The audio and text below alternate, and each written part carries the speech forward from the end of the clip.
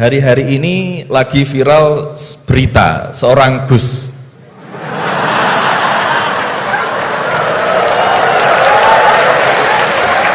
yang mungkin berceramah dengan kalimat yang kurang baik, mungkin diniatkan guyon tapi malah melukai hati orang lain. Tapi Masya Allah Gus Bahak guyon tapi tidak pernah melukai hati orang lain. Es tehmu cik oke ra? Masih, ya kono didol goblok.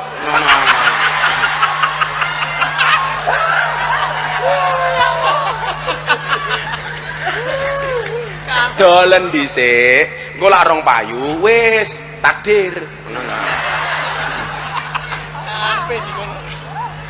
Nah, pertanyaan saya Gus, ngapunten. Karena ini pasti ke Gus Bahak, tidak mungkin ke Gus Quraisy Shihab, tidak mungkin. Karena pasti Gus Bahak. Sebenarnya sejarah panggilan Gus ini seperti apa gitu? Apakah hanya dimaknai Gus ini adalah anaknya Kiai terus dipanggil Gus, atau bahkan mantunya Kiai saja kalau jenengan katanya Gus naturalisasi gitu.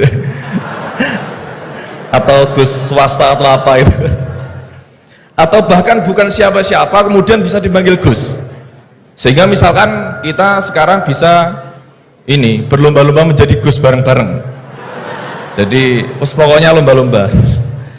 Nah, dan apakah ini hanya di Jawa saja? Karena di Madura juga kami sering mendengar ada panggilan Lora. Lah ini sejarahnya sebenarnya apa gitu loh. Apakah juga kalau sudah menjadi Kiai tidak bisa menjadi Gus lagi? Atau kalau sudah menjadi Gus tidak bisa naik menjadi Kiai? Gitu ya. Itu pertanyaan yang kedua saya. Dan nyuwun sewu, di zaman Rasulullah itu apakah putranya Rasulullah juga dipanggil Gus? Kan juga tidak kan?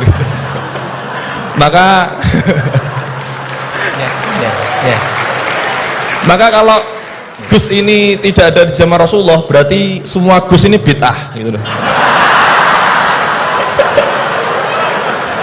Karena Gus tidak ada di zaman Rasulullah. Ngerti nggih? Nggih, jadi intinya sejarahnya dan standarisasi Gus itu apa yang orisinil gitu. Yang kalau misalkan di dunia, di Indonesia ini yang Gus orisinil hanya jenengan, berarti semuanya palsuan gitu. Lah ini tentu bisa dijelaskan Gus. Ngapunten, matur suwun sangat. Wassalamualaikum warahmatullahi wabarakatuh. Waalaikumsalam warahmatullahi wabarakatuh. Kon borong. Es tehmu cik oke ra? Masih, ya kono didol goblok.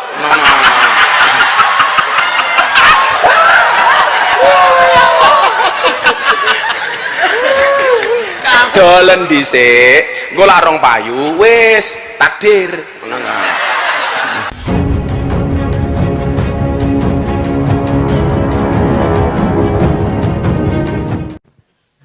Ini yang provokatif dulu itu ya.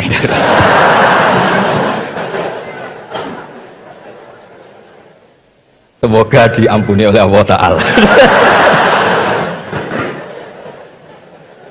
Begini, satu itu saya tidak medsosan, tapi ya dengar-dengar laporan macam-macam lah tentang sekian pihak itu. Begini, saya cerita ini biar sampean tahu bahwa Pak Rektor ngundang saya ini tidak salah kan? Memang benar-benar pemateri yang baik. Ya kalau kata Nabi Yusuf kan inni hafizun alim, orang harus zikru manaki binafsi, orang boleh cerita kelebihannya asal itu faktual. Begini, suatu saat, ini cerita di kitab Ikhya, suatu saat Nabi Musa itu sholat istisqa, itu doa apa saja itu sudah dipakai, nggak mandi itu. Nabi Musa nggak mandi, tetap nggak mandi. Kata Allah, inna fihim namaman, di komunitas anda yang ikut sholat itu ada yang tukang adu-adu, namam, provokator. Maka kamu doa kayak apa tetap tidak akan saya ijabahi. Nabi Musa, ya gampang Gusti, tunjukkan orang itu siapa, nanti saya usir dari majelis.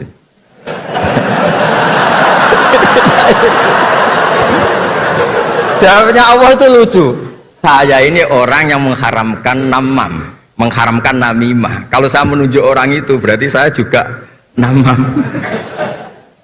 Intinya itu Allah terus mengabaikan sekian peristiwa namam. Jadi kalau pertanyaan provokatif terus kayak gitu tuh masih diabaikan oleh Allah Ta'ala. Karena nanti repot itu.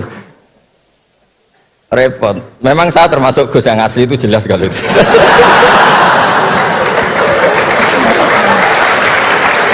Itu ya ini Pak Fathul Wahid tahu betul keluarga saya karena beliau orang Jepara ngajinya di Kudus.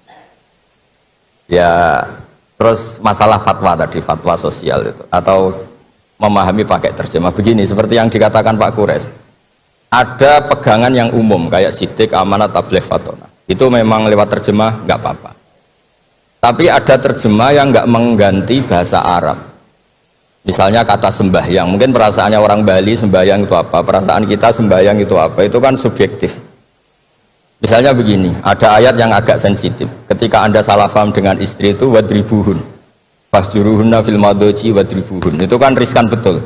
Maka pukullah istri kamu. Pukul itu kan konotasinya itu buruk.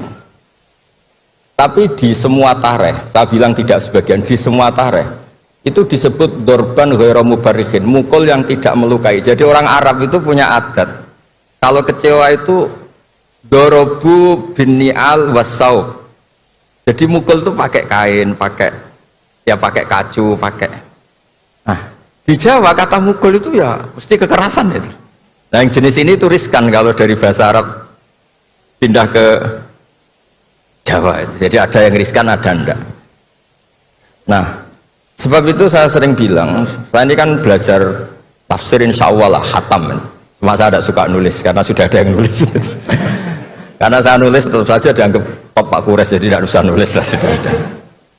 Begini, yang penting saya menghormati beliau karena nulis khatam. Pentingnya nulis itu memang khatam, mulai awal A sampai Z. Pentingnya khatam itu apa? Di situ ada dialog. Ada dialog Allah sama nabinya, sama kekasihnya, bahkan sama musuhnya. Misalnya sama musuhnya. Itu Nabi Musa masih dibilangi sama Allah faqula lahu qawlan layyinan. Ini penting saya utarakan. Nah, suatu saat Harun Ar-Rasyid ini didatangi ustadz, mungkin ustadz yang amatir lah, masih latihan ustadz, jadi masih ekstrim gitu. Ya Amirul Mukminin, ini nasihun lak famusyaddidun alaika fala tajidanna fi nafsika aliyya syai'an. Ya sampai latihan bahasa Arab nanti Pak Rektor. Bukan Anda, Gus naturalisasi tadi Anda. Saya akan memberi nasihat engkau, kemudian cara nasihat saya itu musyaddid, ekstrim, maka jangan kamu anggap serius, maksudnya jangan penjarakan saya ketika saya nasihat ke kamu ini kasar. Jawabnya Harun Ar-Rasyid itu langsung bilang gini, bilang ya jahil, ini karena Arab. Orang Arab itu kalau ngomong jahil itu tidak sekasar yang kamu bayangkan, karena makanya bahasa Arab itu susah. Saya itu ini cerita ke Pak Kures, ini curhat, bukan cerita mufti, curhat. Kiai Jawa kalau maknani wailak waihak itu ciloko kue. Padahal sering Nabi itu kalau kecewa sama seseorang bilang wailak sama waihak. Nah, akhirnya santri tanya, lo katanya Nabi itu halus sopan santun kok ngendikan wailak waihak, yang artinya itu celaka kamu. Ada orang tanya Nabi dan orang itu tidak paham. Nabi ngendikan apa? Sakilat ka umuk. Cek siale mbokmu anak kue. Diterangkan nggak paham. Tapi sarah-sarah kayak kitab Irsyadus Sari itu bilang gini, kalimatu tarohumin wa talatufin. Ini kalimat yang orang Arab tuh merasa dekat sehingga bilang wailak waihak. Tapi Kiai Jawa tetap saja maknani ciloko. Masalahnya di konteks itu yang dawuh itu Kanjeng. Nah sing ngendikan ini orang Solo ini kan gak apa-apa, kayak bakat gitu aja terus orang gitu. Nah yang seperti ini nggak bisa dipindah ke terjemah. Dan itu saya teliti dari sekian tradisi ya tadi kayak wadribuhun. Makanya terus ulama nyusuli dorban ghairu mubarrihin, mukul tapi tidak melukai. Karena orang Arab itu biasa kecewa mukul pakai peci. Tapi kalau orang Jawa nggak bayang mukul. Kedua misalnya contoh mahar. Orang Arab kalau masih mahar itu banyak. Karena jumlah mahar banyak, kemudian setelah suami istri hubungan intim, setelah dicerai itu kadang kepikiran ngambil karena maharnya misalnya Alphard 1 miliar gedung, sehingga harus ada pelarangan mengambil ulang mahar. Wa in aradtum istibdala zawji makana zawji wa ataitum isdahunna qintaran fala ta'khudhu minhu syai'a atakhudunahu buhtana wa itsmam mubina. Terus wa kaifa ta'khuduna, mahar yang sudah kamu kasihkan jangan kamu tarik lagi, wong kamu sudah hubungan suami istri kok maharnya ditarik lagi, jangan. Kenapa ada kata jangan ambil lagi? Karena maharnya itu Alphard, gedung, uang 1 miliar. Dulu Pak Rektor ketika nikah itu seperangkat alat sholat, gak dilarang juga gak akan diambil itu. Artinya gini, nggak mungkin andikan Quran turun di Indonesia ada kata fala takhudhu minhu syai'ah 100.000 seperangkat alat. Saya jadi kiai itu sampai bosen karena tiap nikahkan tuh maharnya seperangkat alat. Itu kalau sudah nikah 10 tahun bentuknya sudah kayak apa ya? Itu nggak usah Allah repot-repot bilang jangan ambil lagi, jangan ambil lagi. Nah, itu kondisi yang antara kita dan tradisi Arab itu beda. Dan saya belajar tafsir sampai segitunya, makanya nggak salah lah kalau saya diundang itu nggak salah. Maksud saya yang naturalisasi tadi ya nggak usah diundang gitu maksudnya. Kalau nggak memenuhi kualifikasi tafsir loh ya. Ya karena kalau nggak memenuhi kualifikasi apa tafsir. Tapi jangan terus ngundang saya terus, nggak mau juga saya. Nah tadi yang pertanyaannya Pak dosen Pak Ghafur tadi. Nanti Pak Kures nambahin. Hukum sosial itu memang nggak pernah mengikat di semua sisi ya, karena memang patokannya itu begini. Saya ambilkan contoh di Quran ya, karena ini memang tema tafsir. Di hal-hal sosial itu kekasihnya Allah pun didhawuhi Allah begini. Wa in adri la'allahu fitnatul lakum wa mata'un wil akhin. Wa ma adri ma yuf'alu bi wala bikum. Jadi Nabi misalnya mau perang, misalnya perang apa ini, Allah terus bilang, Muhammad kamu tenang saja, pasti menang. Enggak. Karena kalau dibilang begitu nanti kendilnya Nabi atau keberanian Nabi dikira karena ada jaminan tetap. Sehingga nyuwun sewu Nabi juga pernah mengalami perang menang di Badar, pernah mengalami kalah di Uhud. Jadi di bab-bab sosial itu memang Allah membiarkan hukum sosial yang berjalan. Sampai Ibnu Khaldun ngendikan begini, saya masih ingat betul dan itu saya pegang. Nabi sebagai Nabi itu kena aturan hukum sosial. Meskipun beliau punya mukjizat kayak apa, ketemu orang harus santun, ketemu anak kecil harus sayang, ketemu orang sepuh harus hormat. Andaikan Nabi bisa terbang ke langit sekalipun Mi'raj, tapi ketemu anak kecil nampar, ketemu orang sepuh ngeludahi, tetap gak diterima oleh publik. Walau kunta faddan ghalidhal qalbi lan faddu min khawlik. Betapa pentingnya tata krama sosial. Kata Ibnu Khaldun, hadza Rasulullah man uyyida bil kauni kulli. Ini Rasulullah orang yang di backup sekian alam raya, tapi sekali melanggar tata krama sosial, tetap lan faddu min khawlik, orang akan bubar.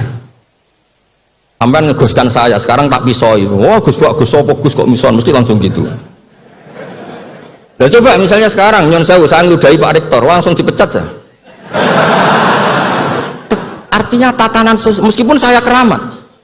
Makanya kata Ibnu Khaldun, hadza Rasulullah man uyyida bil kauni kulli law syaa. Ini Rasulullah orang yang bisa mengendalikan alam raya karena kekasih Allah. Itu saja kena aturan walau kunta faddan ghalidhal qalbi lan faddu min khawlik. Kalau engkau salah tatanan sosial Muhammad, orang akan bubar. Nah maksudnya gini Pak dosen, kalau tatanan sosial gini, saya pernah ditanya oleh dekan Fakultas Kedokteran pas ada diskusi dengan ya tadi orang-orang medis, misalnya begini, itu misalnya nyun sewu, tapi gak usah dijiwai, gak usah kamu udah dilupakan saja gak apa. Menyembuhkan orang koma itu baik apa tidak baik, tapi misalnya orang ini kalau sembuh pasti bunuh lagi, pasti merkosa lagi. Terus kita gimana? Ngasih makan juga sama. Orang miskin nggak bisa makan, nggak bisa apa-apa, nggak bisa makan, nggak bisa apa-apa. Berkahnya nggak bisa makan, nggak bisa apa-apa, dia tidak nyuri, tidak bunuh, tidak merkosa. Dan orang ini kalau sehat lagi akan begitu lagi. Wajib ngasih makan dah. Itu mesti orang itu, weh, kasihlah kemanusiaan. Satu, jangan nanti kumat lagi. Jadi hukum sosial itu mesti mindsetnya ulama itu beda-beda. Saya sering matur ke Pak Quraisy, saya itu pernah kata santri saya pernah katanya diundang ke Malaysia, juga pernah katanya diundang ke Maroko. Saya bilang sudah yang kelas-kelas internasional Pak Quraisy saya ada usah. Kenapa? Jawabannya sederhana. Nanti kalau saya sering keluar negeri, terus semua kiai seneng keluar negeri, terus saya mulang pondok saya siapa?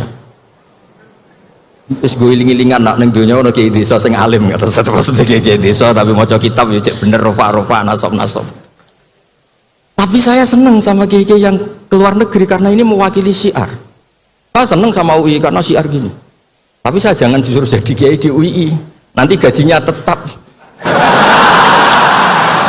Kalau kiai kan sering dapat gaji min khaisul layah tasib. Kayaknya jumlahnya banyak saya Mas.